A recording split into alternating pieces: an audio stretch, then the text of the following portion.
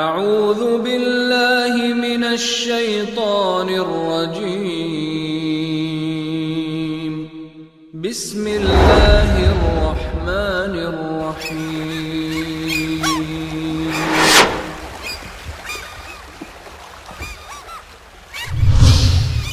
كنتم خير أمة أخرجت للناس تأمرون بالمعروف وتنهون عن المنكر وتؤمنون بالله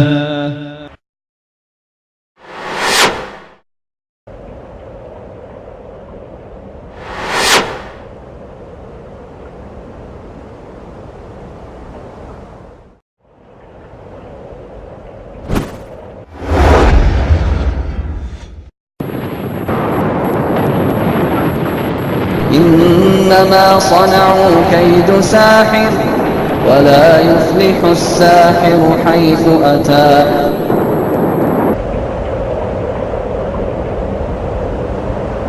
وننزل من القرآن ما هو شفاء ورحمة للمؤمنين ولا يزيد الظالمين إلا خسارا. نظر بد بری نظر برحق ہے، اس کا اثر برحق ہے۔ آپ علیہ السلام نے فرمایا ہاں اگر کوئی چیز قضاء و قدر پہ سبقت لے جاتی تو وہ نظر ہوتی۔ صحیح الجامع میں ہے سیدنا جابر رضی اللہ عنہ سے روایت کہ پیارے حبیب محمد کریم صلی اللہ علیہ وسلم نے فرمایا نظر بد اتنی بری چیز ہے کہ بندے کو قبر میں پہنچا دیتی ہے۔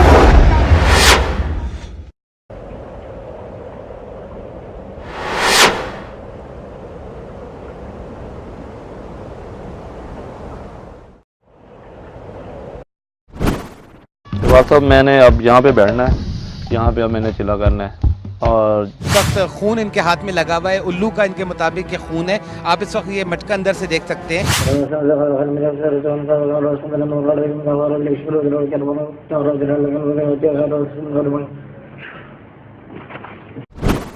جادو انسان کی زندگی کو برباد کرنے کا ایک سبب بن جاتا ہے، لیکن ہوتا کب ہے؟ کیا جادوگر میں خود طاقت ہے؟ کیا جادو میں خود اثر ہے؟ نہیں۔ وَمَا هُمْ بِضَارِّينَ بِهِ مِنْ أَحَدٍ إِلَّا بِإِذْنِ اللَّهِ، وہ کسی کو کوئی نقصان نہیں پہنچا سکتے تھے سوائے اللہ کے اذن سے۔ وما هم بضارين به من أحد إلا بإذن الله۔ اور یہ فرشتے کسی کو کچھ نہ سکھلاتے جب تک یہ نہ کہہ لیتے کہ ہم تو تمہارے لیے آزمائش ہیں، سو تو کافر نہ بن۔ یہ لوگ ان سے ایسی باتیں سیکھتے جن سے وہ مرد اور اس کی بیوی کے درمیان جدائی ڈال سکے، حالانکہ وہ اللہ کے حکم کے بغیر کسی کو بھی نقصان نہ پہنچا سکتے تھے۔ إن الحمد لله نحمده ونصلي على رسوله الكريم. أعوذ بالله من الشيطان الرجيم. بسم الله الرحمن الرحيم. قل هو الله أحد الله الصمد لم يلد ولم يولد ولم يكن له كفوا أحد.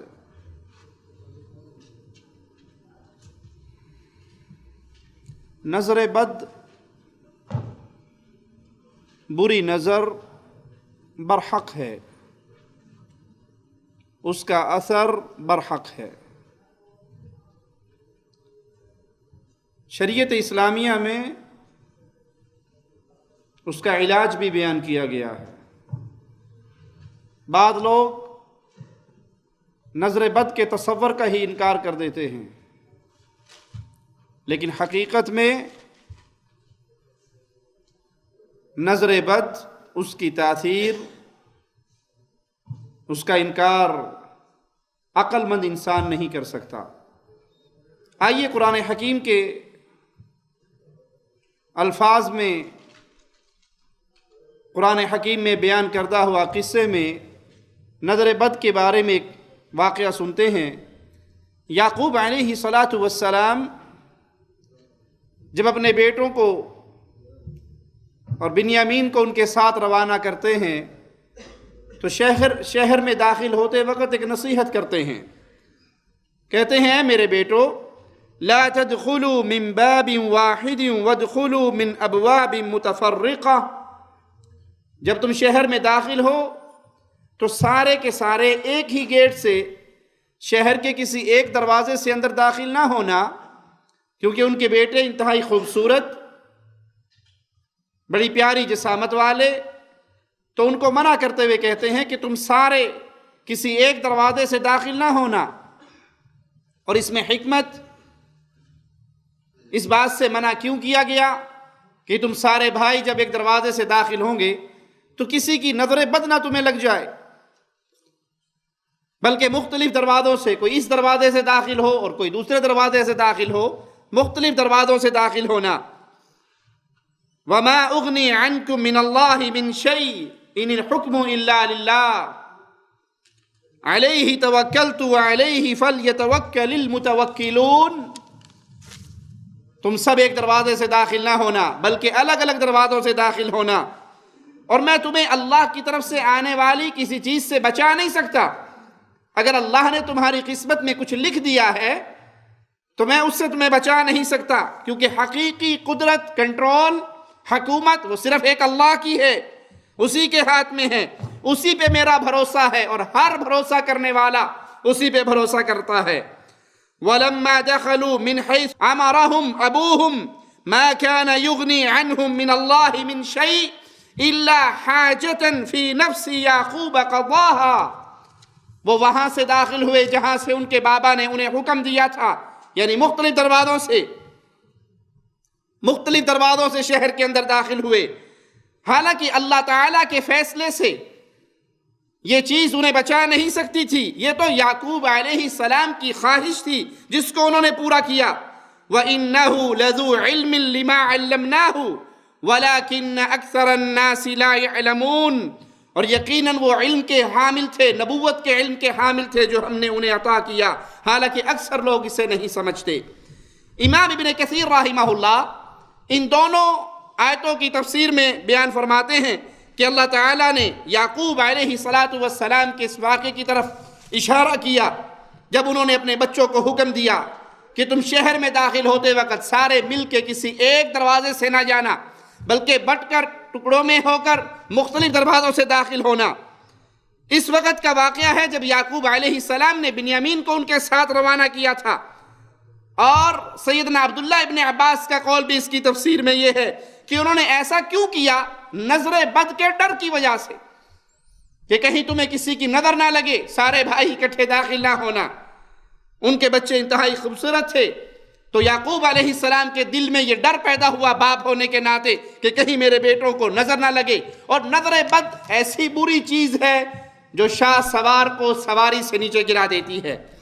وَمَا أُغْنِي عَنْكُم مِّنَ اللَّهِ مِن شَيْءٍ، اللہ کے فیصلے سے میں تمہیں کسی چیز سے بچا نہیں سکتا اگر اللہ کی طرف سے کوئی بات تم پہ آنے والی ہے، یعنی یہ احتیاطی تدبیر تقدیر کو بدل نہیں سکتی۔ آئیے قرآن حکیم کی دوسری آیت پہ غور کرتے ہیں۔ وَإِن يَكَادُ الَّذِينَ كَفَرُوا لَيُزْلِقُونَكَ بِأَبْصَارِهِمْ لَمَّا سَمِعُوا الذِّكْرَ وَيَقُولُونَ إِنَّهُ لَمَجْنُونٌ، اور قریب ہے کافر اپنی تیز آنکھوں سے آپ کو پھسلا دیں، جب کبھی وہ قرآن سنتے ہیں تو کہہ دیتے ہیں یہ تو ضرور دیوانہ ہے۔ کفار اپنی آنکھیں، تیز آنکھیں آپ پہ لگاتے ہیں، قرآن سنتے ہیں تو کہتے ہیں یہ دیوانہ ہے۔ امام ابن کثیر رحمہ اللہ سیدنا عبداللہ ابن عباس رضی اللہ عنہما سے نقل کرتے ہوئے فرماتے ہیں وہ آپ کو حسد کی نگاہوں سے دیکھتے ہیں، حسد کی نگاہوں سے دیکھتے ہیں۔ اللہ تعالیٰ آپ کو ان سے بچاتا ہے۔ یہ آیت بھی اس بات پر دلیل ہے کہ نظر بد برحق ہے، بری نظر برحق ہے۔ کفار بری نظر سے دیکھتے ہیں اور باقاعدہ بری نظر کا اثر ہوتا ہے۔ جو لوگ اس کا انکار کرتے ہیں وہ حقیقت میں قرآن حکیم اور پیارے حبیب محمد کریم صلی اللہ علیہ وسلم کے فرامین سے غافل ہیں، بے علم ہیں، بے بہرہ ہیں، علم سے دور ہیں، جہالت کا مرکب ہیں، جو انکار کرتے ہیں کہ نظر بد کچھ نہیں ہوتی۔ آئیے ہم رسول اللہ صلی اللہ علیہ وسلم کے پیارے فرامین سے، احادیث مبارکہ سے اس نظر بد کے بارے میں سنتے ہیں۔ صحیح بخاری و مسلم میں سیدنا ابو ہریرہ سے روایت ہے کہ رسول اللہ صلی اللہ علیہ وسلم نے فرمایا العین حق، نظر برحق ہے۔ نظر کا لگ جانا یہ بنائی ہوئی بات نہیں ہے، بلکہ یہ حقیقت ہے جس کے بارے میں پیارے حبیب علیہ السلام فرما رہے ہیں، یہ برحق ہے۔ ابن ماجہ میں سیدہ عائشہ رضی اللہ تعالی عنہا سے روایت ہے کہ رسول اللہ صلی اللہ علیہ وسلم نے فرمایا استعینوا باللہ من العین فإنہ حق، تم اللہ کی پناہ مانگو نظر بد سے کہ نظر بد اثر رکھتی ہے، بری نظر کا ایک اثر ہوتا ہے۔ تم اللہ کی حفاظت میں آؤ، اللہ کی پناہ میں آؤ اس بری نظر سے۔ سیدنا عبداللہ ابن عباس رضی اللہ عنہما سے روایت صحیح مسلم میں ہے کہ پیارے حبیب علیہ السلام نے فرمایا العین حق ولو كان شيء سابق القدر سبقته العین وَإِذَا اسْتُغْسِلْتُمْ فَاغْسِلُوا، نظر بد برحق ہے، عین برحق ہے، نظر برحق ہے۔ اگر کوئی چیز پہلے سے مقدر ہو چکی ہو، نظر بد اس پہ سبقت لے جاتی ہے، لہذا جب تم سے غسل کرنے کا مطالبہ کیا جائے تو غسل کرو۔ اگر کسی کو کسی کی نظر لگ گئی اور اسے پتا ہے کہ یہ نظر فلاں کی لگی ہے، تو جس کی نظر لگی اس سے مطالبہ کرنا چاہیے کہ وہ غسل کر کے دے۔ ایک ٹب کے اندر، کسی برتن کے اندر وہ نہائے، غسل کرے، اور اس کے جسم سے لگا ہوا وہ پانی اس میں جمع ہو، اور اس پانی سے اس مریض کو غسل کروا دیا جائے، اس کے جسم پہ بہا دیا جائے، تو اللہ کی رحمت سے شفا ہو جاتی ہے۔ تو پیارے حبیب محمد کریم صلی اللہ علیہ وسلم فداہ ابی و امی، ہمارے ماں باپ قربان ہو جائیں ہمارے آقا، ہمارے رہبر، ہمارے قائد، ہمارے رسول محمد الرسول اللہ صلی اللہ علیہ وسلم پر۔ آپ کتنے رحیم تھے اپنی امت کے لیے کہ کوئی ایسی چھوٹی سے چھوٹی بات بھی نہیں چھوڑی، بلکہ اس کا حل آپ علیہ السلام نے امت کو بیان کیا۔ اگر کسی سے آج مطالبہ کیا جائے کہ مجھے لگتا ہے مجھے آپ کی نظر لگ گئی، گھر میں کوئی مہمان آیا اس کی نظر لگ گئی، اور اسے کہا جائے کہ آپ وضو کر دو، غسل کر دو، وہ ایٹم بم کی طرح پھٹتا ہے، میں نے آپ کو نظر لگانی تھی، آپ نے میرے بارے میں یہ کیسے سوچ لیا؟ بھائی یہ تعلیم ہے رسول اللہ صلی اللہ علیہ وسلم کی کہ اگر کسی کی نظر لگ جائے اور اس سے مطالبہ کیا جائے کہ غسل کر کے دو، تو اس مطالبے پہ اسے ناراض نہیں ہونا چاہیے، بگڑنا نہیں چاہیے، تعلقات کو ختم نہیں کرنا چاہیے، گھروں سے منہ موڑ کے چلے نہیں جانا چاہیے کہ انہوں نے ہمارے پر یہ الزام لگایا کہ ہم نے نظر لگائی ہے، دوبارہ اس گھر میں ہم داخل نہیں ہوں گے، نہیں، بلکہ اگر ایسا ماجرا ہو گیا، آپ سے مطالبہ کیا گیا، کیونکہ نظر کیا لگانا اختیار میں نہیں ہے، یہ بے اختیاری چیز ہے، کسی کے کنٹرول میں نہیں ہے، اس نے اس اسلامی احکامات پر عمل نہیں کیا جو نظر بد سے بچاتے ہیں، تو وہ نظر لگ گئی، آپ سے مطالبہ کیا گیا غسل کر دو، وضو کر دو، تو کر دیجئے۔ یہ تعلیم ہے محمد الرسول اللہ صلی اللہ علیہ وسلم کی۔ ترمذی اور مسند احمد میں سیدہ اسماء رضی اللہ تعالی عنہا سے روایت ہے کہ انہوں نے رسول اللہ صلی اللہ علیہ وسلم سے کہا کہ جعفر کے بچوں کو نظر لگتی ہے، کیا میں ان کو دم کراؤں؟ نظر بد کے علاج کے لیے کیا میں انہیں دم کراؤں؟ تو آپ علیہ السلام نے فرمایا ہاں، اگر کوئی چیز قضاء و قدر پہ سبقت لے جاتی تو وہ نظر ہوتی، اگر کوئی چیز قضاء و قدر پہ سبقت لے جاتی تو وہ نظر ہوتی۔ مسند احمد میں سیدنا ابو ذر رضی اللہ عنہ وارضاہ سے روایت ہے کہ رسول اللہ صلی اللہ علیہ وسلم نے فرمایا جب کسی آدمی کو نظر لگتی ہے اللہ کے اذن سے، جیسے ہم نے جادو کے درس میں آپ کو تفصیل سے یہ نقطہ بیان کیا کہ جادو میں خود کوئی کمال نہیں، جادوگر کے اندر کوئی طاقت نہیں، اسی طرح نظر بھی جب لگتی ہے وہ اللہ کے حکم سے لگتی ہے، وہ اللہ کے اذن سے لگتی ہے، اس کے اندر اپنا کوئی کمال، اپنی کوئی طاقت نہیں ہے، بلکہ وہ اللہ کا اذن ہوتا ہے، اللہ کی مرضی ہوتی ہے، اللہ کا حکم ہوتا ہے، تب اس سے وہ کسی کے لیے تکلیف کا سبب بنتی ہے۔ جب آدمی کو نظر لگتی ہے اللہ کی اذن سے تو اس پر اس قدر اثر کرتی ہے کہ گویا وہ کسی بلند مقام پہ چڑھا ہوا ہے اور نظر بد اس کو زمین پہ گرا دیتی ہے۔ سیدنا ابن عباس رضی اللہ عنہما ان سے روایت ہے کہ رسول اللہ صلی اللہ علیہ وسلم نے فرمایا العین حق، نظر برحق ہے، نظر بد اس میں شک نہ کیجئے، بلکہ یہ برحق ہے۔ العین حق تستنزل الحالق، یہ کس طرح برحق ہے؟ یہ آدمی کو بلند پہاڑ سے زمین پہ گرا دیتی ہے، یہ آدمی کو بلند پہاڑ سے زمین پہ گرا دیتی ہے۔ یہاں پہ مجھے ہمارے شیخ سلیمان الصغر حافظہ اللہ ان کا بیان کردہ ایک قصہ یاد آیا۔ یہیں عرب کا ایک بدو کا واقعہ، جس کی نظر بہت تیز تھی اور بہت جلدی نظر لگتی تھی لوگوں کو اس کی۔ وہ ایک بستی میں آیا، دیہاتی تھا، بدو تھا، اسے بھوک لگی تو کھجور پہ چڑھ گیا۔ جن دنوں یہاں پر بھی قبر پرستی کے جراثیم موجود تھے، پیروں فقیروں کی عبادت ہوتی تھی، اس وقت کا یہ واقعہ ہے۔ تو لوگوں نے کہا کہ بے وقوف آدمی، یہ تو پیر صاحب کی کھجور پہ چڑھ گیا، جس درخت کی کھجور پہ تو چڑھا ہوا ہے وہ یہاں کی پہنچی بھی ہستی ہے، بزرگ ہیں، بابا جی ہیں، وہ تو تجھے برباد کر دیں گے۔ وہ بدو تھا، اس نے کہا وہ برباد بعد میں کرے گا، میں پہلے بھوک ختم کر کے نیچے اتروں گا، مجھے پیٹ بھر کے کھجور کھانے دو، پھر اپنے پیر صاحب کو بلا لینا۔ وہ پیر صاحب کو بھی بلا لیا کہ جی آپ کی کھجور پہ کوئی بدو چڑھا ہوا ہے، عرابی چڑھا ہوا ہے، وہ کھا رہا ہے۔ یہ بڑے غصے میں تشریف لے آئے، نیچے اترا، اس نے کہا تو مجھے جانتا نہیں میں کتنا بڑا پیر ہوں؟ اس نے کہا ابھی پتہ لگ جاتا ہے کتنا بڑا پیر ہوں، ذرا درخت پہ چڑھ کے دکھا مجھے، تو درخت پہ چڑھ کے دکھا۔ یہ پیر صاحب درخت پہ چڑھنے لگے تو اس نے کہا جی بڑا تیز جا رہا ہے بھائی، کوئی چیز آپ کو عجیب لگے تو نظر بد سے بچنے کا طریقہ کیا ہے؟ کیا کہنا ہے؟ ماشاءاللہ، ماشاءاللہ، اللہ کی تعریف کرے، اس کے لیے برکت کی دعا دے، ماشاءاللہ آپ کتنے پیارے ہیں، ماشاءاللہ آپ کی گاڑی کتنی پیاری، ماشاءاللہ آپ کا بیٹا کتنا اچھا ہے، اللہ اس پہ رحم دعا دے تو انسان اس نظر بد سے بچ جائے گا۔ اس بدو نے تو مقابلہ کرنا تھا، انہوں نے کہا جی بڑا تیز چلنا، اتنا اس نے کہنا تھا وہ درخت سے نیچے گرا، منڈی ٹوٹ گئی۔ بستی والوں نے اسے چھوڑ کے اسے پکڑ لیا کہ اس تو بڑا پیر ہے، انہیں ساڑھے پیر نو ہرا چھڑے، اے دی پیری کوئی شک نہیں، اس نے اس کو پیر پکڑ لیا۔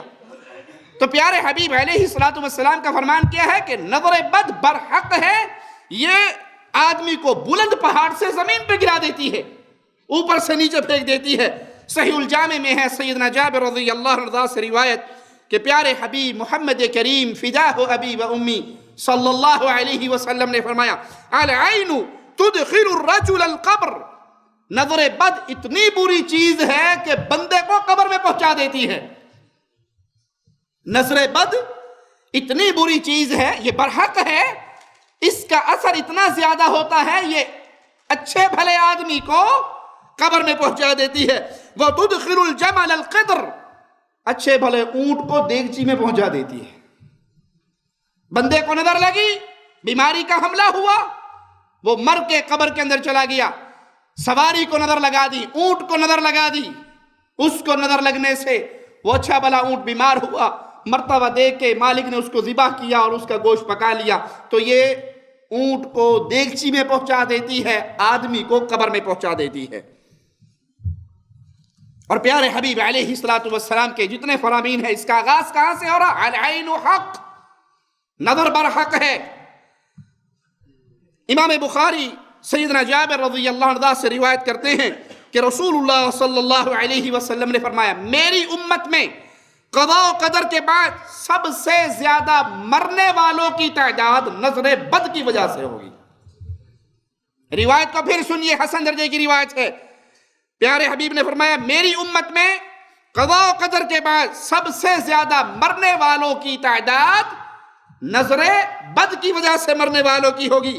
صحیح بخاری و مسلم میں سیدہ عائشہ رضی اللہ تعالی عنہا سے روایت ہے، پیارے حبیب محمد کریم صلی اللہ علیہ وسلم مجھے نظر بد سے بچاؤ کے لیے جھاڑ پھونک کرانے کا حکم دیتے تھے، اور پیارے حبیب علیہ السلام خود سیدنا حسن سیدنا حسین رضی اللہ عنہما ان کو دم کیا کرتے تھے۔ وہ الفاظ حدیث کے اندر موجود ہیں، اور حضرت عائشہ سیدہ عائشہ رضی اللہ تعالی عنہ بیان فرما رہی کہ آپ مجھے نظر بد سے جھاڑ پھونک کے کرانے کا حکم دیا کرتے تھے۔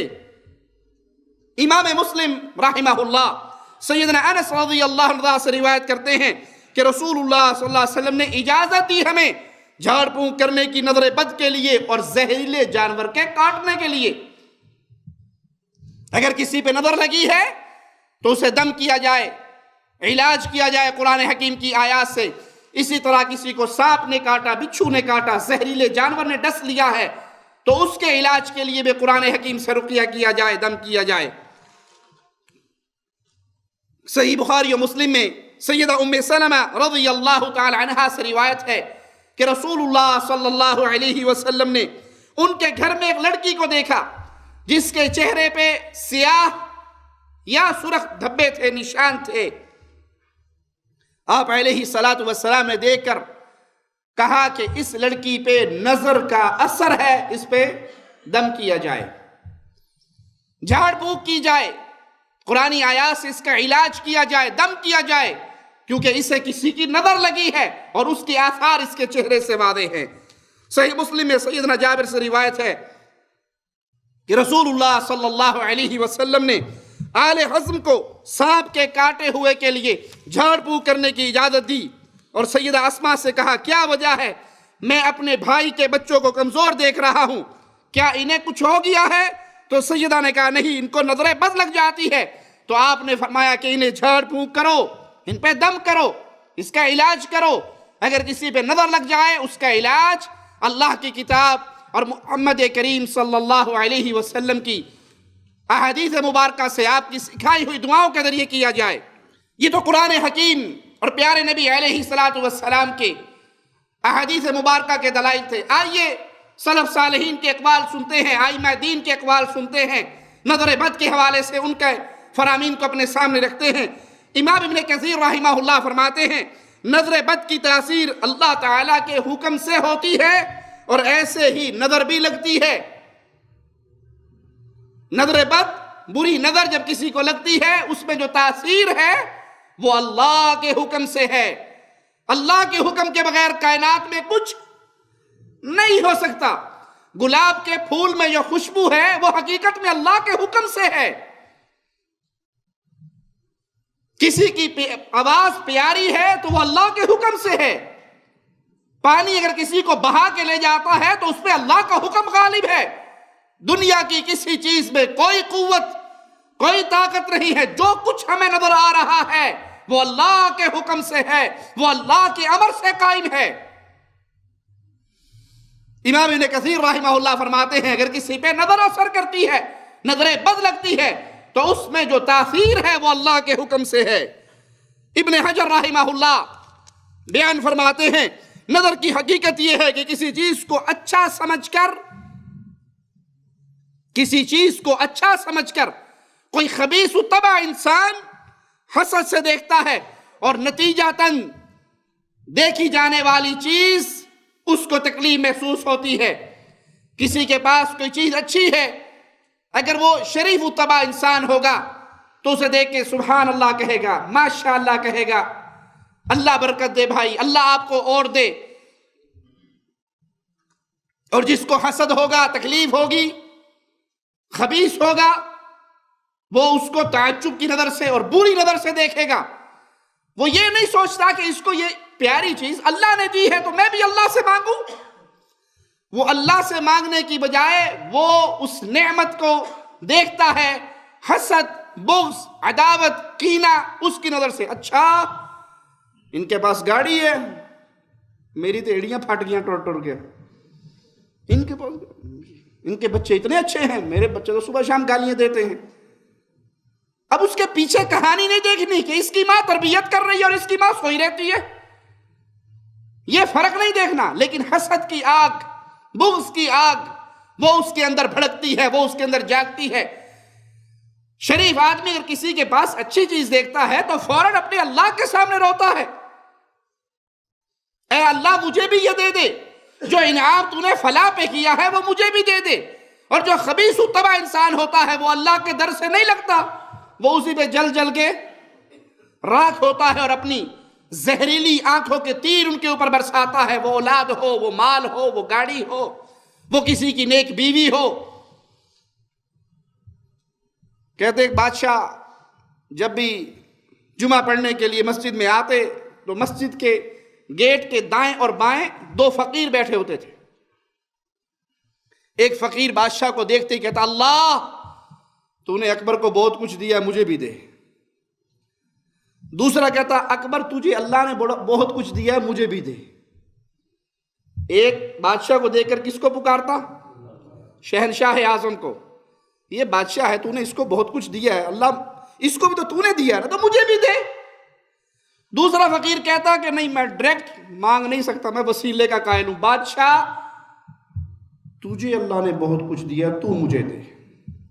بادشاہ ہر جمعے آتا ہوں، دونوں کی بولیے سنتا ہے، ایک دن اس کے دل میں آ گیا، اپنے وزیروں سے کہنے لگا کہ یہ جو دو فقیر بیٹھے ہیں نا، ان میں ایک تو عقل مند ہے جو ڈائریکٹ اللہ سے مانگ رہا ہے، اللہ اس کو تو خالی نہیں رکھے گا، اس کو تو ضرور ملے گا، لیکن جو دوسرا پاگل بے وقوف ہے نا، وہ ہمیشہ مجھ سے ہی مانگتا ہے، جو اللہ سے مانگتا ہے اس کی تو مجھے ٹینشن ہی نہیں، جو اللہ کے در کا سوالی ہے، کبھی بھوکا کبھی خالی، اور جو منگتوں کا منگتا ہے وہی منگتا رہتا ہے، تو اس کو دو، اس کا منہ بند کرو، ہر دفعہ ہر جمعے جا کے مجھے دیکھتے یہ بات لگاتا ہے تجھے دیا اللہ نے، مجھے بھی دے۔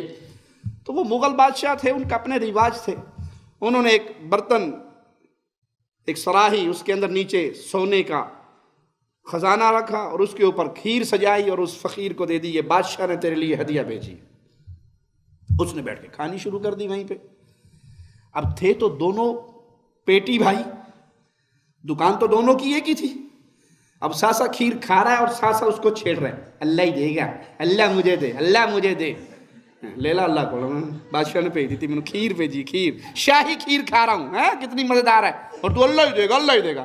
اور پاگل، ان سے مانگنا چاہیے، ان سے، ان کی جیب بھری ہے، یہ ہمیں دے، اللہ نے ان کو دیا ہے۔ ٹھیک ہے بھائی، بادشاہ سلامت نے آپ کو بھیج دی، شکر ادا کرو، میں تو اپنے اللہ سے مانگ رہا ہوں، مجھے اللہ ہی دے گا، میں کسی بادشاہ سے کسی سے نہیں مانگوں گا، اللہ ہی، وہی میرا شہنشاہ آدم ہے۔ اب تھے تو دونوں، نوکری ایک ہی، دکانداری ایک ہی، دوستی تو تھی۔ جب وہ پیٹ بھر گیا اس کا، اس نے کہا لے تھوڑی سی تو بھی کھا لے، جب دے گا اللہ پھر مجھے بھی بتانا، تھوڑی سی تو بھی کھا لے، یہ باقی بچی ہے یہ تو لے لے۔ اس نے لے کر رکھ دیا، میں گھر جا کے کھاؤں گا، اپنے پاس رکھ لیا، چلا گیا۔ اگلا جمعہ پھر آیا، یہ فقیر پھر بیٹھا تھا، بادشاہ تجھے اللہ نے بڑا دیا، مجھے بھی دے۔ وہ کوئی نہیں، جو کہتا تھا اللہ دے، وہ کوئی نہیں آیا۔ بادشاہ نے مڑ کے وزیروں سے کہا کہ تمہیں جو کہا تھا کہ اس کا منہ بند کرو، کیا کیا تم نے؟ کہا بادشاہ پورا خزانہ دیا تھا ہم نے اس کو، اتنی اشرفیت تھی، کہا پوچھو اس سے کیا ہوا؟ کہتے ہاں تجھے وہ پچھلی دفعہ کھیر نہیں دی تھی؟ کہا جی بڑی مہربانی جی، بڑی نوازی جی، کیا کہنے جی، کیا مزیدار، شاہی کھیر کے تو مزے ہی اپنے ہوتے جی، بڑی کھائی، کہا پھر، کہا کھائی، کہا پھر، کہا اور کھائی، ارے پھر ہوا کیا؟ کہا یہاں ایک وہابی بے وقوف پاگل بیٹھتا تھا میرے سامنے، کہتا تھا اللہ تو دے، اللہ تو دے، اللہ تو دے، وہ اللہ کوئی پکارتا رہتا تھا۔ میں کہتا تھا بے وقوف، ان سے مانگنا چاہیے، یہ ہمارے درمیان وسیلہ ہے، اللہ ان کو دیتا ہے، یہ ہمیں دیتا ہے، یہ ہمارے غریب نواز بندہ پرور ہیں۔ کہا پھر کیا ہوا؟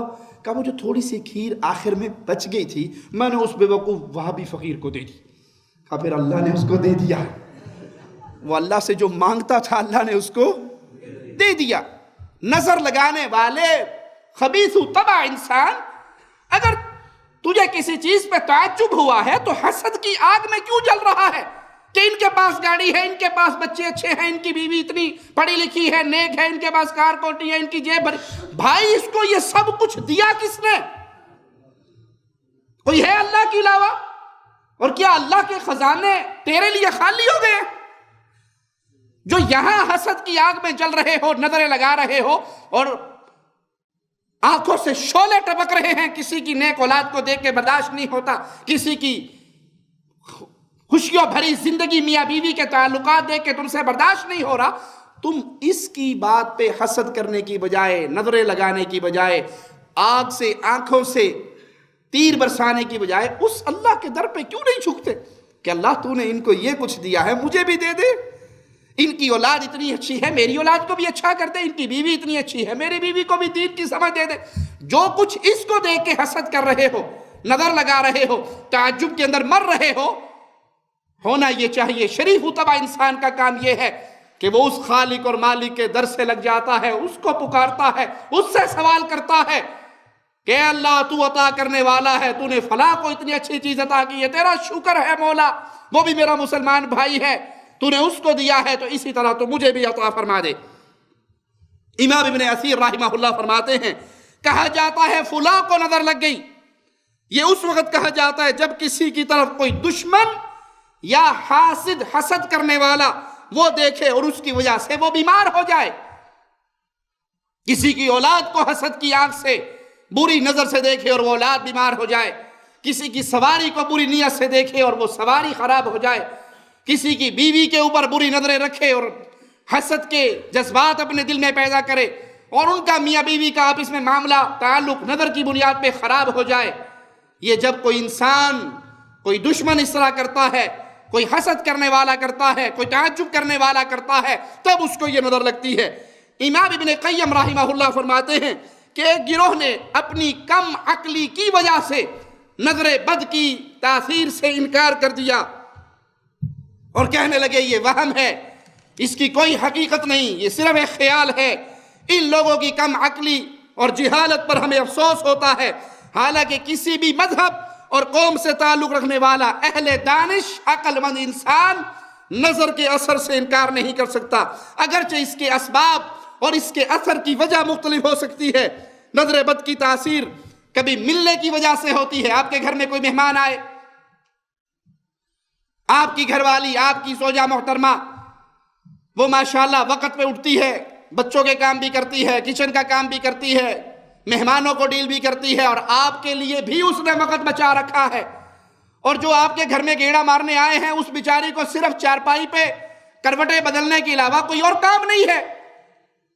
تو وہ بجائے اپنی عادت کو بدلنے کے, اپنے اطوار اور طریقوں کو ٹھیک کرنے کے, وہ اس پہ نظریں گاڑ کے اینا کام تو کر دی کیویں ہے, بچے کیویں سانبھ دی ہیں, کچن دا کام بھی, روٹی بھی گھر پکاتی ہو, بجائے یہ کہ اپنی حرکتوں کو بدلے جو صبح شام خامس سے تمیز پھول تمیز پھول تمیز پھول, بجائے یہ کہ آپ اپنی حرکتوں کو بدلو, اپنے حالات کو تبدیل کرو, اپنی عادات کو تبدیل کرو, اس کی بجائے وہ اس پہ نظریں گاڑتے ہیں, وہ اس کے اوپر حسد تعجب کی آنکھ رکھتے ہیں. تو یہ نظر لگتی ہے آپس میں میل ملاقات کی وجہ سے, کبھی آمنے سامنے آنے کی وجہ سے. آمنے سامنے آئے, ان کا چہرہ دیکھا, اب اس کے چہرے پہ حشاشت بشاشت ہے, خوشباش ہے, پرسکون ہے, بجائے ماشاءاللہ کہنے کے, ماشاءاللہ آپ کا چہرہ کتنا مسکرا رہا ہے, لگتا ہے تینوں کوئی غم نہیں, وہ بندہ وہیں پہ گر جاتا ہے. وہ حسد اندر سے, وہ آگ اندر سے, وہ بری نظر اندر سے نکلتی ہے, وہ آنکھوں سے شعلے ٹپکتے ہیں, کسی کی مسکراہٹ برداشت نہیں ہوتی, میاں بیوی کے آپس کے پیارے تعلقات برداشت نہیں ہوتے, ماں باپ کے ساتھ اولاد کے اچھے تعلقات برداشت نہیں ہوتے, اور وہ اس کو بری نظر سے کھا جاتے ہیں آمنے سامنے آنے سے, کبھی دیکھنے کی وجہ سے, اور کبھی روح کو مخالف کی طرف مرکوز کیا جاتا ہے تاکہ اس کے اندر کے اثر انداز ہو, اور کبھی اس کا تعلق بد دعاؤں سے ہوتا ہے, کسی پہ 24 گھنٹے بد دعائیں کرتے رہنا, اور کسی پہ چھاڑ پھونک سے ہوتا ہے, اور کبھی یہ وہم اور خیال بھی ہوا کرتا ہے. نظر بد کا تعلق صرف دیکھنے اور مشاہدے سے نہیں, بلکہ کبھی اندھے آدمی کی بھی نظر لگ جاتی ہے. یہ نہیں کہ صرف دیکھے گا تو نظر لگے گی, کبھی اندھے آدمی کی بھی نظر لگتی ہے. وہ ایسے کہ اس کے سامنے کسی کے اوصاف بیان کیے جائے, فلاں ایسے کرتا ہے, فلاں ایسے کرتا ہے, فلاں ایسے کرتا ہے, وہ اپنی بیوی کے ساتھ یہ سلوک کرتا ہے, اپنے بچوں کے ساتھ یہ سلوک کرتا ہے, اپنے دوستوں کے ساتھ اس کی یہ روٹین ہے. اس کے سامنے اوصاف بیان کیے گئے, اچھی باتیں بیان کی گئی. اب وہ ان اچھی باتوں کو سن کے ماشاءاللہ, سبحان اللہ, الحمدللہ, اللہ کا ذکر نہیں کرتا, اس کے لیے دعائیں نہیں کرتا, اس کے لیے خیر کے الفاظ اپنی زبان سے نہیں نکالتا, بلکہ حسد کی آگ میں جلتا ہے, اور اس کی روح اس کے اندر اثر کرے, اگرچہ کہ اس نے اس کو دیکھا ہی نہیں ہوتا. اس کے اوصاف سن کے اس کے اندر ہی ملال, تعجب کا ایک سمندر ابلتا ہے جو دوسرے انسان کے اوپر برا اثر کرتا ہے. اور بہت سے نظر بد والے بغیر دیکھے ہی اپنا کام کر گزرتے ہیں, اور اس کا تعلق اوصاف سے ہوتا ہے. یہ ایک قسم کے زہریلے تیر ہوتے ہیں جو آنکھوں کے ذریعے برسائے جاتے ہیں. مریض کا نشانہ, کبھی اس تیر برسانے والے کا نشانہ مریض پہ سیدھا لگتا ہے اور کبھی نشانہ خطا ہو جاتا ہے. وہ ان کے سامنے آنے والے چہرے, اس کی مسکراہٹ, ان کا اچھا برتاؤ, ان کی اچھی زبان, ان کا اچھا لباس, ان کا اچھا رہن سہن وہ برداشت نہیں ہوتا, تو وہ آنکھ کے ذریعے تیر برساتے ہیں. اس کی مثال بالکل ایسی ہے جیسے کوئی حملہ آور زرہ بند دشمن پہ حملہ کرے تو اس کا حملہ مؤثر نہیں ہوگا، اور اگر کسی نہتے انسان پہ حملہ کرے گا تو اس کا حملہ کامیاب ہو جائے گا۔ اس لیے اس سے بچاؤ کے وہ طریقے جو اللہ کے کلام میں اور رسول اللہ صلی اللہ علیہ وسلم کے فرمان میں ہیں، اس پہ عمل کرنا چاہیے، تاکہ آپ برے لوگوں کی شر سے اپنے آپ کو بچانے کے لیے جو محمدی طریقے ہماری شریعت اسلامیہ نے بیان کیے اس پہ عمل کریں، زرہ بند رہے، دشمن جو کرتا ہے وہ کرتا رہے، لیکن آپ اس کے مقابل اپنی تیاری کر کے رہیں۔ نظر اور حسد میں فرق، حاسد اور نظر بد والا باہم عام و خاص ہیں، لہذا ہر نظر بد والا حاسد ہوتا ہے اور ہر حاسد نظر لگانے والا نہیں ہوتا۔ ہر نظر بد لگانے والا حاسد ہوتا ہے، لیکن ہر حاسد نظر بد لگانے والا نہیں ہوتا۔ جو اس کی نظر آپ کو لگی ہے وہ حاسد ہے، وہ اندر سے آگ سے جل رہا ہے، لیکن کوئی حسد کر رہا ہے، لیکن بری نظر آپ پہ نہیں لگاتا، وہ صبر کر جاتا ہے، کوئی دعائیں الفاظ کہہ دیتا ہے اس کی زبان سے، جس کی وجہ سے اس کے شر سے آپ محفوظ رہتے ہیں۔ اسی لیے سورۃ فلق میں حاسد کے شر سے پناہ طلب کرنے کا ذکر ہے۔ جب مسلمان حاسد کے شر سے اللہ تعالیٰ کی پناہ طلب کرتا ہے تو وہ نظر بد سے ہی محفوظ رہتا ہے۔ یہ تعبیر قرآن حکیم کے اعجاز اور بلاغت کا منہ بولتا ثبوت ہے۔ یہ طریقہ ہے جو رسول اللہ صلی اللہ علیہ وسلم نے ہمیں بیان کیا، یہ طریقہ ہے جو قرآن حکیم میں ہمیں سکھایا گیا کہ ہم اللہ کی پناہ میں آئیں ان شریروں کے شر سے، اور اس صورت کے اندر خاص طور پہ اس چیز کا ذکر ہے۔ حسد کا منشا کینہ، بغض اور دوسرے سے نعمت کے چھن جانے کی آرزو کرنا ہوتا ہے۔ حسد کرنے والا حاسد، اس کے سینے میں کینہ، بغض، عداوت، نفرت اور جو چیز آپ کے پاس ہے اس سے چھن جانے کی خواہش اس کے اندر ہوتی ہے، جبکہ نظر کا سبب پسند اور کسی چیز کو عظیم اور بہتر سمجھنا ہوتا ہے کہ یہ عظیم اور یہ بہتر چیز اس کے پاس ہے، میرے پاس نہیں ہے۔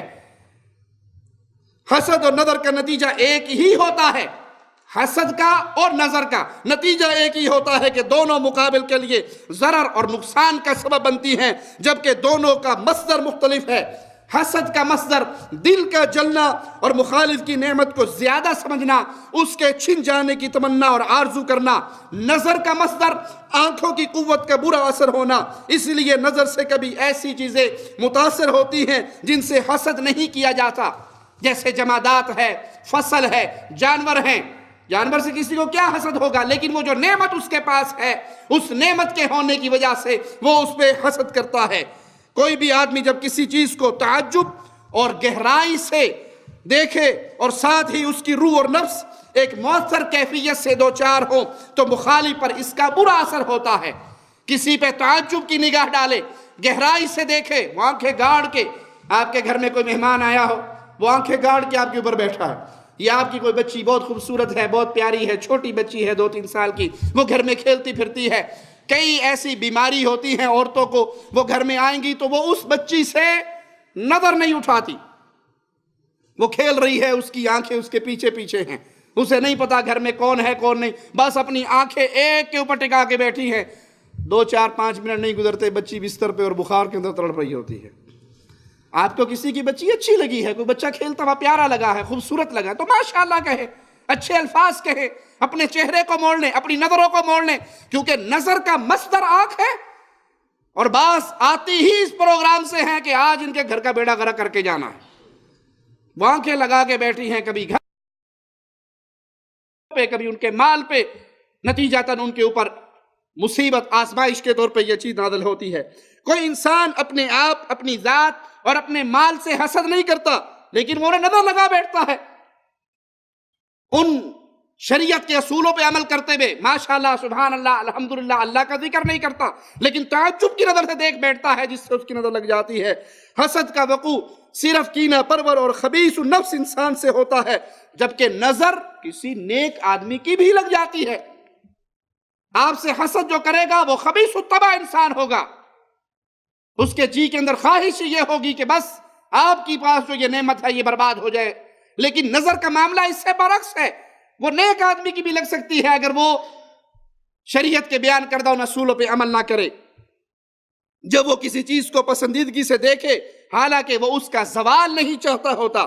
اس کی مثال اس بات کی وہ حدیث میں بیان کردہ وہ قصہ ہے سیدنا عامر بن ربیعہ کا، جس میں سیدنا سہل بن حنیف کو ان کی نظر لگ گئی، حالانکہ سیدنا عامر بدری صحابی ہیں، ابتدائی مسلمان ہونے والے صحابہ میں سے ہیں۔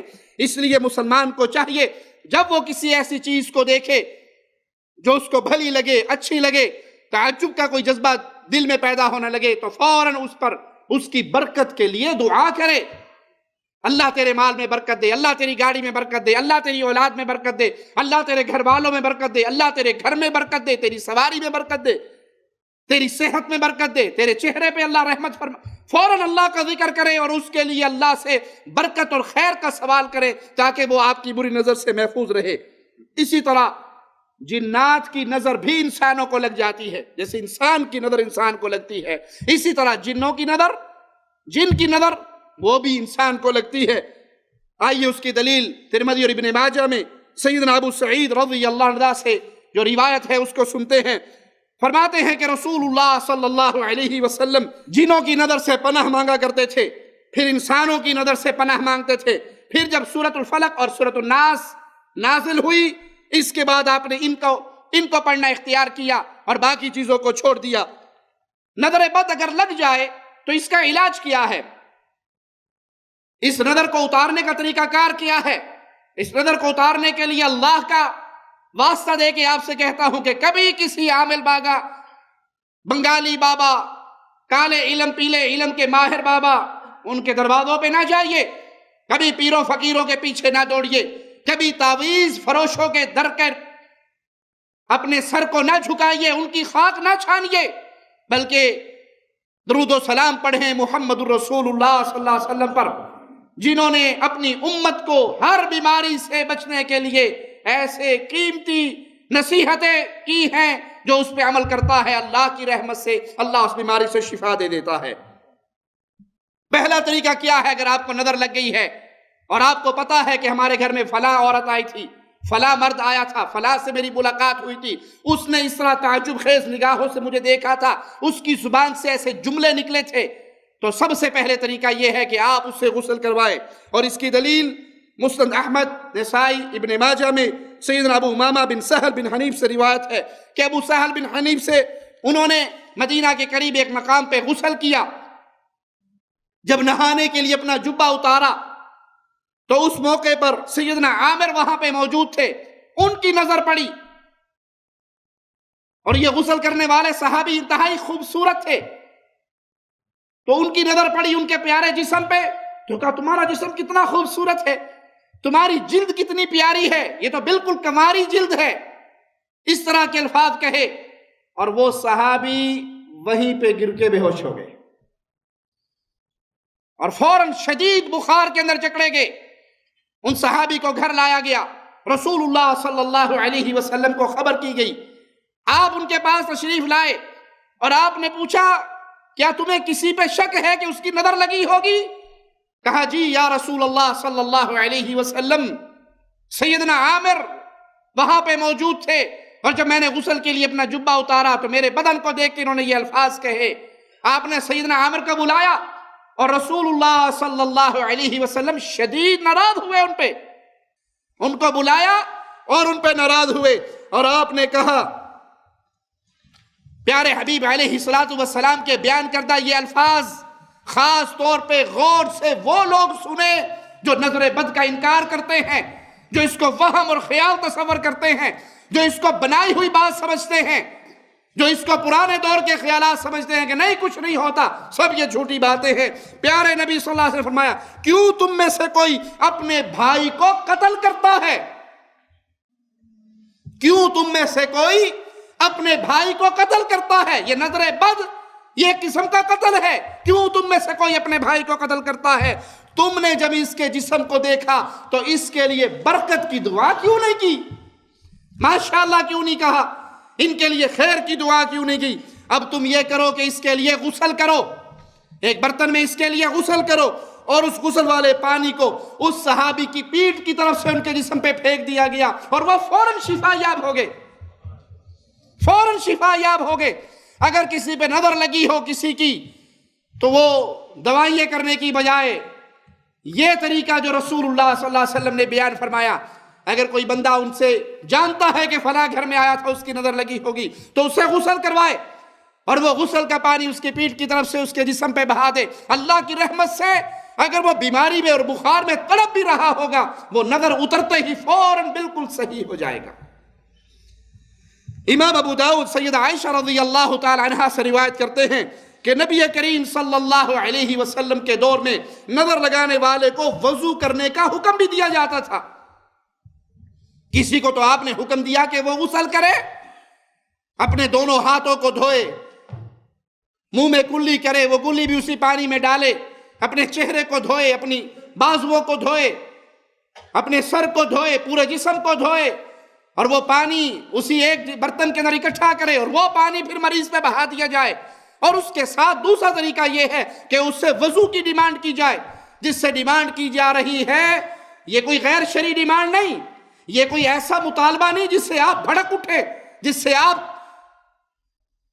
تعلقات کو برباد کر دیں، میل جول کو ختم کر دیں، اس کو اپنی توہین سمجھے کہ جی ہم ان کے گھر گئے، انہوں نے اتنی بدتمیزی کی، ہم کیوں نظر لگائیں گے کسی پہ، ہم سے کہا وضو کر کے دو، اسی بات پہ ناراضگی ہوئی اور ملنا جلنا ختم ہو گیا۔ ایسا نہ کیجیے اللہ کے لیے، یہ تو پیارے حبیب علیہ السلام کی تعلیمات ہے۔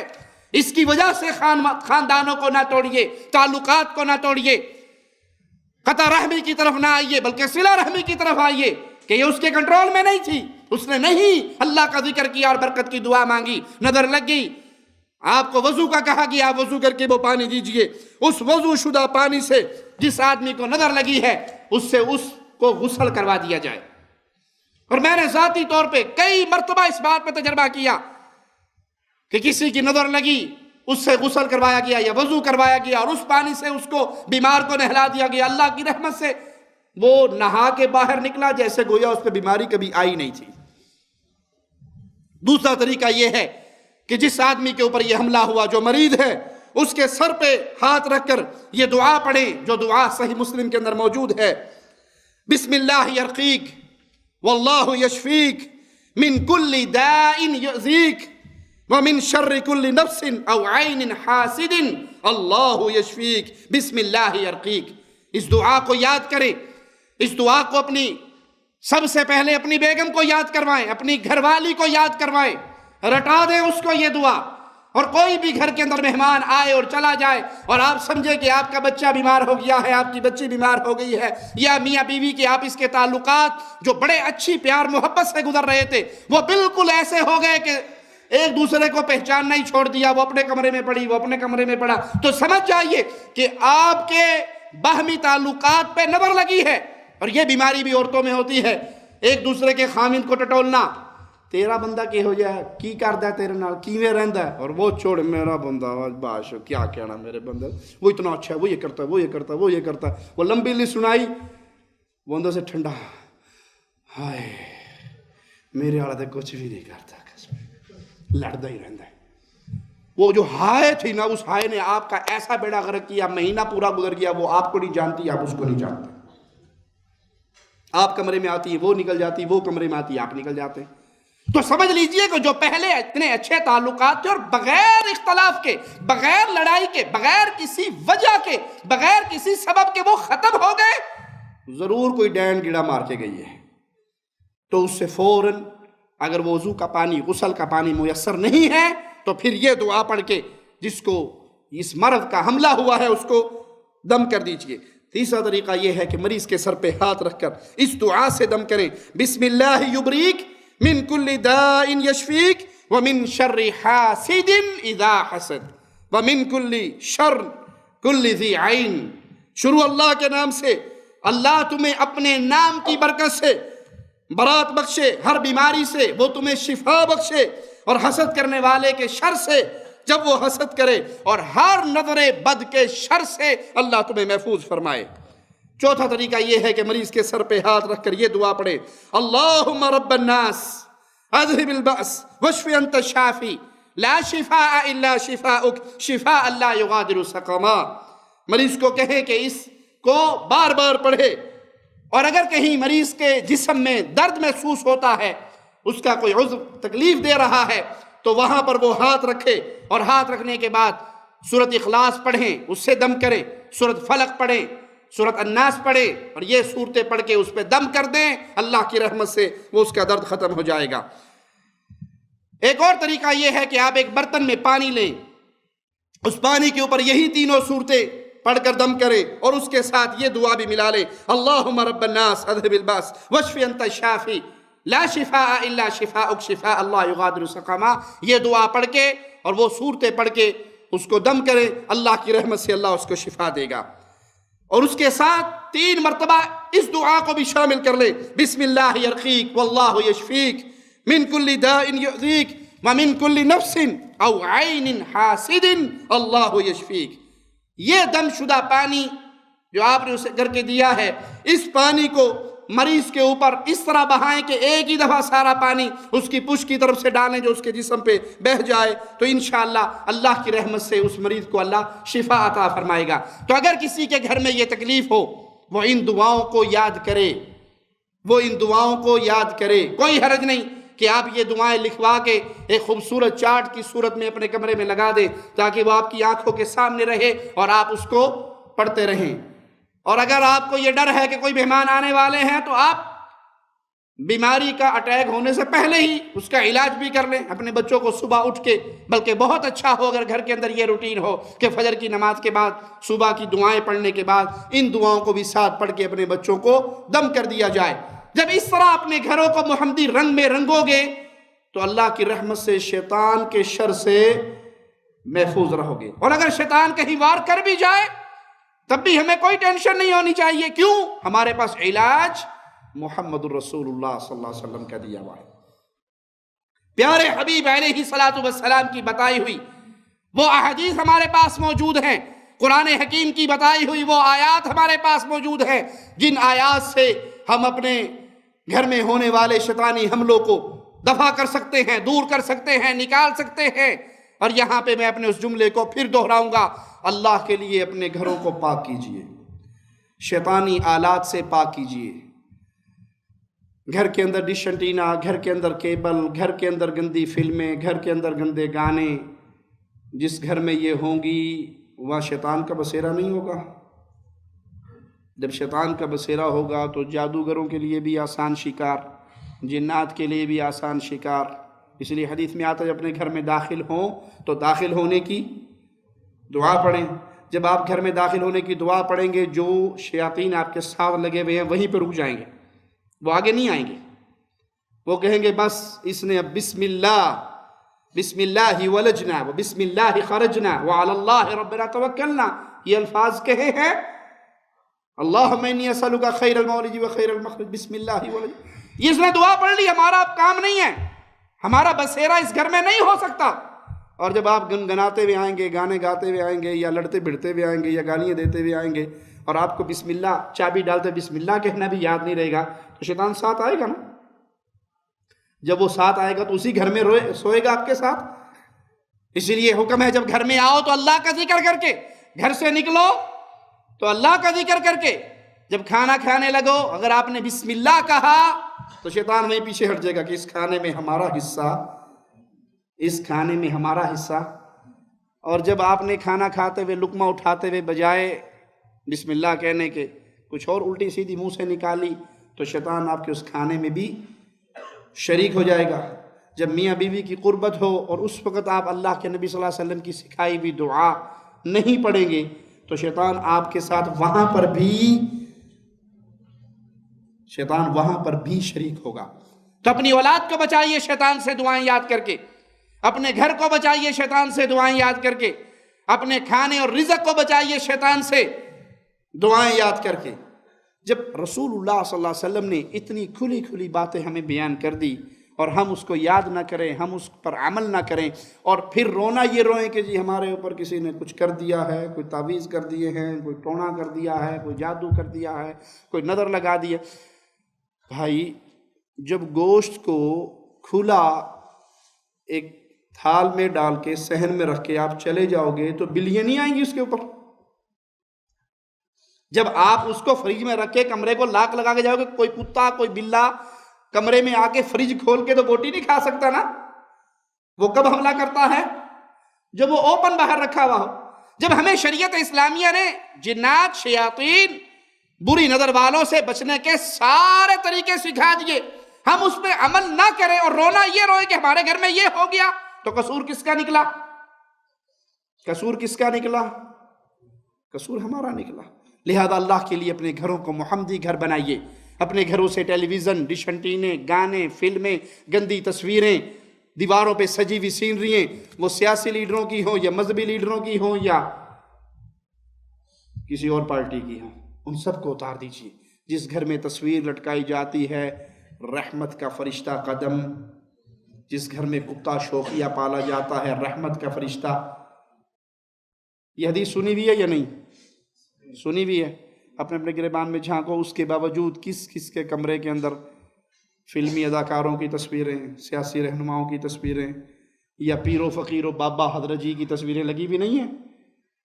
آپ یہ جانتے ہیں کہ تصویر لٹکی ہوئی ہو تو رحمت کا فرشتہ۔ رسول اللہ صلی اللہ علیہ وسلم اپنے پیارے گھر میں تشریف لائے، سیدہ عائشہ رضی اللہ تعالیٰ عنہا نے ایک پردہ لٹکایا ہوا تھا، اس پہ کچھ تصویریں تھیں، تو آپ واپس لوٹ گئے، پلٹ گئے۔ سیدہ نے کہا یا رسول اللہ صلی اللہ علیہ وسلم آپ گھر میں تشریف نہیں لائے؟ کہا تصویروں والا پردہ لٹکا ہوا ہے، جہاں تصویریں لٹکی ہوئی ہوں وہاں رحمت کے فرشتے، اور جہاں رحمت کے فرشتے نہ آئیں رحمت للعالمین کیسے وہاں پر آئیں گے؟ یہ حدیث آپ نے بھی سن لی، میں نے بھی سن لی، اس کے باوجود میں اپنے گھر کی دیواروں کو، اپنے روم کی دیواروں کو صاف نہ کروں اور اسی طرح اس پہ یہ تصویریں لٹکی رہیں، تو پھر اس گھر میں رحمت کا فرشتہ کیسے آئے گا؟ سیدنا جبرائیل نے آپ علیہ السلام سے وعدہ کیا کہ فلاں وقت میں آؤں گا، وہ وقت آ گیا، جبرائیل نہیں آئے۔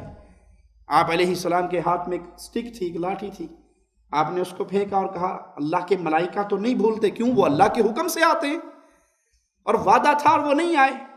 تھوڑی دیر بعد آپ کیا دیکھتے ہیں کہ آپ کی چارپائی کے نیچے ایک کتے کا بچہ بیٹھا ہوا ہے، تو آپ نے پوچھا کہ یہ کب آیا؟ آپ کی زوجہ محترمہ نے کہا مجھے نہیں علم یہ کب داخل ہو گیا۔ اس کو نکالا گیا، جب وہ گھر سے نکلا تو جبرائیل، آپ نے پوچھا کہ تم وعدے پہ نہیں آئے؟ کہا آپ کے گھر میں کتا تھا، جس گھر میں کتا ہو وہاں پہ رحمت کے فرشتے۔ میں اللہ کا واسطہ دے کے پوچھتا ہوں کیا محمد کریم کے پاک گھر سے پیارا گھر کسی اور کا ہو سکتا ہے؟